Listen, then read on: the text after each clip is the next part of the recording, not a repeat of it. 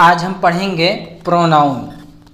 What is a pronoun? Pronoun है क्या? A pronoun is a word that is used instead of a noun और pronoun phrase.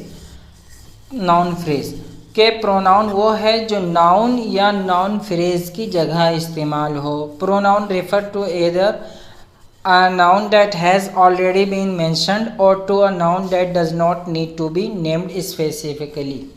के pronoun वो है या तो पहले से नाम ले लिया गया हो या नाम लेने की ज़रूरत ही नहीं है ना, ख़ास तौर पे तो ऐसी जगह प्रोनाउन यूज़ करते हैं।